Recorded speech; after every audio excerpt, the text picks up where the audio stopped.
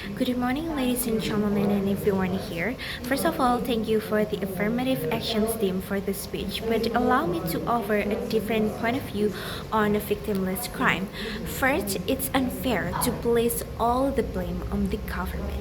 You said on your speech that when people do victimless crime, it's because the government couldn't fulfill their daily needs, their sources to provide their sources so that they chose to do bad things when in fact we know the government has provided numerous programs as like job training or job vacancies so that they can make their own way to be well human being, but not everyone takes this as an advantage or benefit.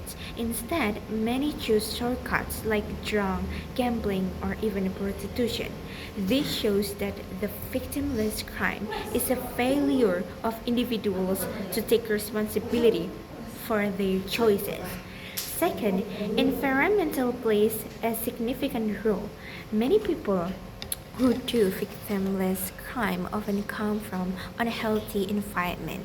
You said on your speech that house is better than prison system, but I think it doesn't. Because why? Because house is where everything started. So when people comes from unhealthy environment, unhealthy family, they do not get a lot of affections or a lot of attention from everyone around them.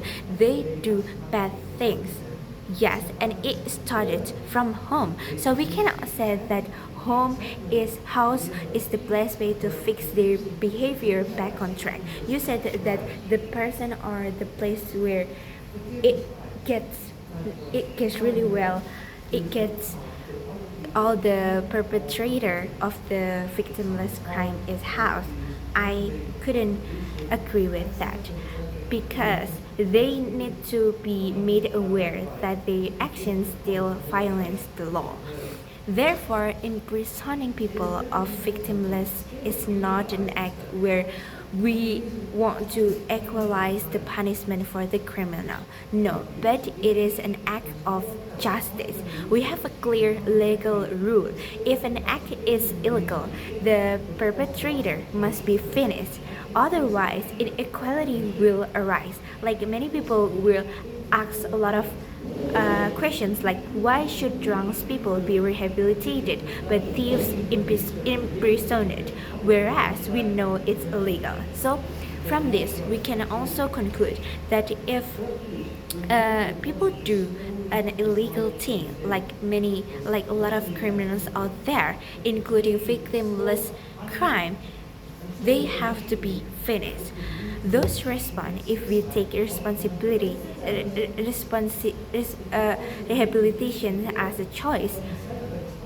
It's they will think that we do discrimination when in fact we do not. We just want to uphold our law where everything's legal must be finished. And moreover, rehabilitations is not the best solutions to solve this problem. The first one is because it's expensive and requires a lot of spacious medical personnel and even large budget. Meanwhile, our legal system must be fair. Imprisonment sends a clear message where the law must be upheld no matter it takes a victim or not.